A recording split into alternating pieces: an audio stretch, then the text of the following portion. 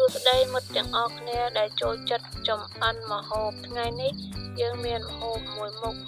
យ៉ាងពិសេសគឺសាច់ប៊ឺហ្គឺសាច់គោនិងប៊ឺហ្គឺដ៏ឈ្ងុយឆ្ងាញ់ពិសេស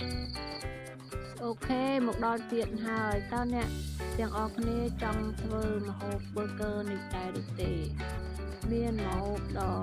ពិសេសសម្រាប់បងប្អូនទាំងអស់គ្នាមុនដំបូងយើងនឹងចាំសាច់គោឲ្យមាត់តមកយើងដាក់គ្រឿងដូចជាម្រេចខ្ទឹមសបន្តិចពងមាន់ស្ករសខ្នុរហើយយើងលាយចូលគ្នាយកទៅចៀន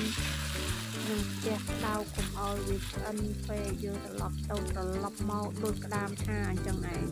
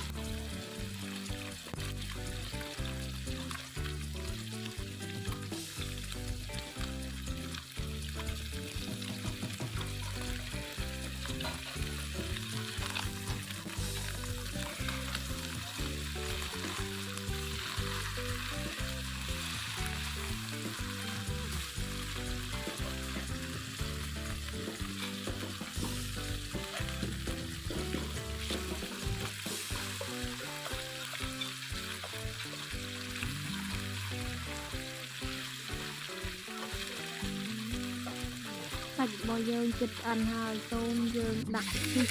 ពីលើដើម្បីឲ្យវាមានរសជាតិឆ្ងាញ់ហើយពិសេសយើងដាក់មើលជីរលាយបន្តិចទើបយើងរៀបស្រឡាប់លើសំបករបស់វាយើងត្រូវលាបទឹកប៉េងប៉ោះនិងម៉ាយ៉ូណេសឲ្យវាមានរសជាតិឆ្ងាញ់ហើយយើងដាក់សាច់ពីលើដាក់ជីសគ្របពីលើជាការស្រេចអរគុណច្រើនដែលជួយ subscribe និងមើលវីដេអូរបស់ខ្ញុំសូមអរគុណសូមជម្រាបលា